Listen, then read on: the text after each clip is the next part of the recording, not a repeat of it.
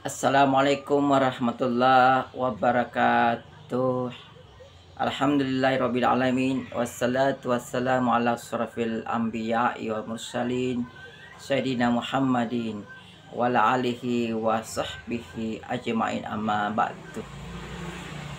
Sahabat-sahabat yang budiman, selamat berjumpa kembali dengan saya di channel kesayangan Anda, di channel yang setiap saat, setiap waktu membahas persoalan-persoalan hukum. Kali ini sahabatku yang budiman, lagi-lagi ada pertanyaan dari salah satu subscriber yang masuk dalam email saya. Pertanyaan yang sedikit menggelitik, tetapi mungkin terjadi di kalangan masyarakat kita.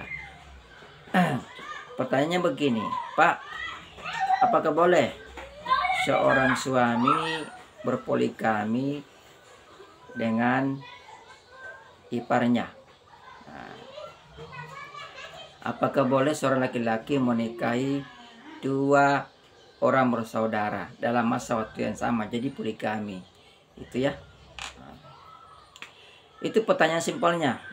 Minta penjelasan katanya bagaimana dari aspek hukumnya, karena kata si penanya ini dia pernah melihat hal itu terjadi. Gimana ya? Ya barangkali inilah ya, pertanyaan ini mungkin juga muncul dari sebuah film yang sering kita tonton. Ya, di film-film di siaran-siaran TV kita pernah ya ada film seperti ini. Kalau tidak salah di tahun 2 tahun yang lalu ada film yang agak yang sering ditonton oleh ibu-ibu itu, sinetron di Antv yang berjudul Terpaksa Menikahi Tua Muda ya. Kalau tidak salah seperti itu. Nah seperti ini. Jadi kejadiannya seorang mengawini istri dan saudara istrinya. Apakah itu boleh? Nah, dari segi hukum ya, tunggu ya, haus, kita santai dulu, minum dulu ya.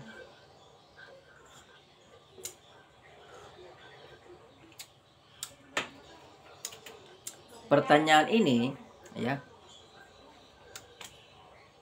bisa terjawab dengan satu jawaban ya.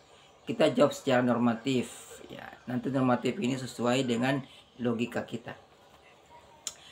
Secara normatif kita lihat dulu di dalam Undang-Undang Nomor 1 Tahun 1974 tentang perkawinan. Di dalam Undang-Undang Nomor 1 Tahun 1974 tentang perkawinan itu lebih spesifik lagi di pasal 2-nya ayat 1-nya, di situ secara terang dinyatakan bahwa sahnya perjanjian apabila dilaksanakan menurut agama dan kepercayaan masing-masing mempelai. Nah, dari ketentuan pasal ini maka kita bisa lihat bahwa untuk menyatakan bahwa perkawinan itu sah ya, maka kita lihat rujukan dari agamanya. Nah, kita kembali kepada kasus yang ditanyakan tadi. Bagaimana seorang pria yang menikahi, yang kawin dengan istri dan saudara istrinya dalam waktu masa yang bersamaan. Jadi masih berstatus istri, suami, tapi kemudian menikahi lagi saudara dari istrinya. Apakah itu boleh? Nah, kita lihat boleh tidak boleh, berarti kita akan merujuk kepada suatu status sah atau tidak sah suatu perbuatan itu. Nah, apakah perbuatan itu sah? Nah, kita merujuk kepada pasal 2 ayat 1 tadi, bahwa sah perjanjian apabila dilaksanakan berdasarkan agama dan kepercayaan masing-masing mempelai. Jadi kita lihat agamanya. Kalau agama itu membolehkan seorang pria menikahi dua orang wanita yang bersaudara, ya tentulah itu sah. Kita lihat agamanya. Nah, dalam hal ini maka kita lihat dulu agamanya apa. Nah, sepengetahuan saya tidak ada agama pun yang membolehkan menikahi dua orang saudara sekaligus. Jadi menikahi wanita di mana wanita itu menikahi dua wanita di mana dua wanita itu adalah saudara kandung. Tidak boleh.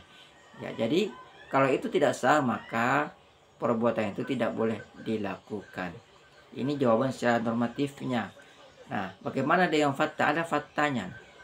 Faktanya Kalau ada fakta seperti itu, maka saya yakin ya, tentu yang terdaftar hanya satu. Ya, tentu yang diakui hanya satu. Ya. Lantas bagaimana status hukumnya yang kedua? Yang kedua tidak sah. Ya. Semoga penjelasan ini bermanfaat dan dapat menjadi pembelajaran bagi kita semua. Billahi taufiq wal hidayah. Wassalamualaikum warahmatullahi wabarakatuh. Salam keadilan.